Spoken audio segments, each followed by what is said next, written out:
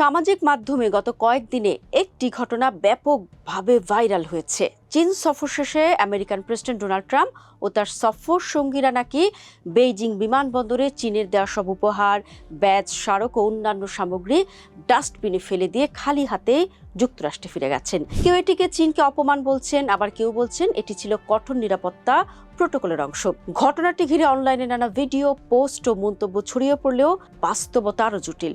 কি ঘটেছিল, কেন এমন করা হয়েছিল বলে দাবি উঠেছে, আর এর পেছনে আমেরিকা চীন সম্পর্কের কি ইঙ্গিত আছে সেটি দর্শক আজ আলোচনা করতে চাই।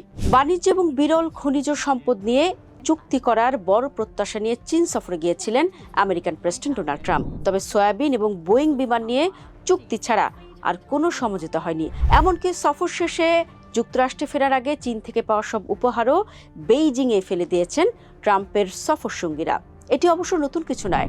চীনে মার্কিন প্রতিনিধি দল প্রজন্মের পর প্রজন্ম ধরে এই পদ্ধতি অনুসরণ করে আসছে। তবে এবার ঘটনাটি সবার চোখের সামনেই ঘটেছে। মার্কিন প্রতিনিধি দল তাদের 2 দিনের সফরে চীনা কর্মকর্তাদের কাছ থেকে পেয়েছিল বার্নার ফোন, যেটি অস্থায়ীভাবে ব্যবহার করা হয়, লেপেল ব্যাজ, সাংবাদিক বৈঠকের আমন্ত্রণপত্র এবং বিভিন্ন স্মারক। এর সবই তারা ফেলে দিয়েছেন।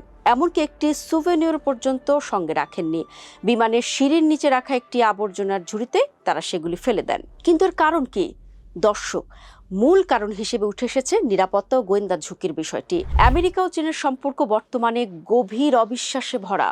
প্রযুক্তি, সাইবার নিরাপত্তা, গুপ্তচর বৃত্তি, কৃত্রিম বুদ্ধিমত্তা, সেমিকন্ডাক্টর ও সামরিক প্রতিযোগিতা সব মিলিয়ে 2 দেশের মধ্যে উত্তেজনা দীর্ঘদিনের। এই প্রেক্ষাপটে মার্কিন কর্মকর্তারা বিদেশ সফরে বিশেষ নিরাপত্তা প্রোটোকল অনুসরণ করেন। ফলে ট্রাম্পের চীন সফরের নিরাপত্তার কড়াকড়ি যে স্বাভাবিকের চেয়ে বেশি থাকবে তা সহজেই অনুমান করা যায়।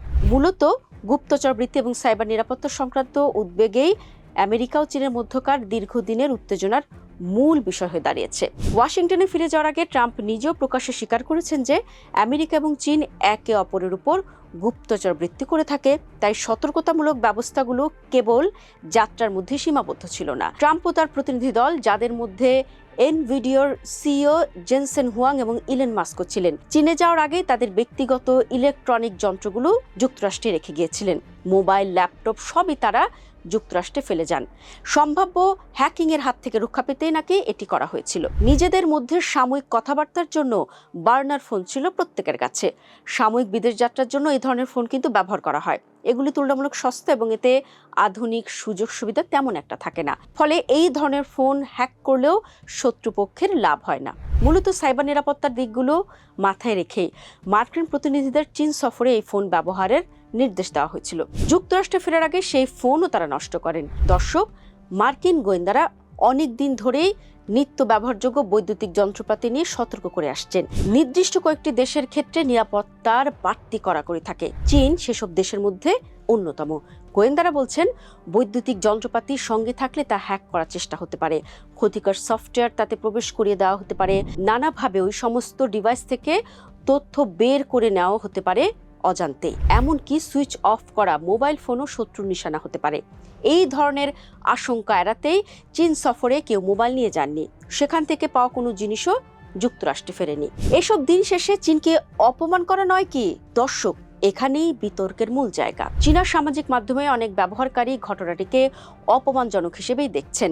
তাদের মতে রাষ্ট্রীয় সফরে দেওয়া স্মারক ও উপহার ফেলে দেওয়া কূটনৈতিক শিষ্টাচারের পরিপন্থী। অন্যদিকে মার্কিন সমর্থক ও রক্ষণশীল মহলের অনেকে বলছেন এটি ছিল কেবল নিরাপত্তা প্রোটোকল।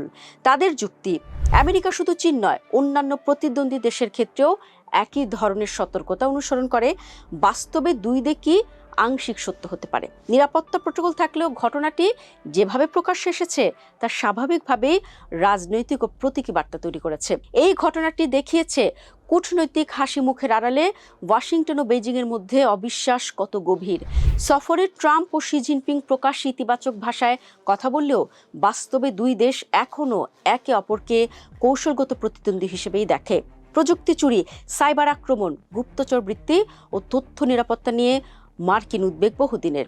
তবে ঘটনাটি একটি বিষয় স্পষ্ট করেছে দর্শক, আমেরিকা ও চীনের সম্পর্ক এখন এমন এক পর্যায়ে পৌঁছেছে যেখানে কূটনীতিক সফরের উপহারও নিরাপত্তার ঝুঁকি হিসেবে দেখা হচ্ছে।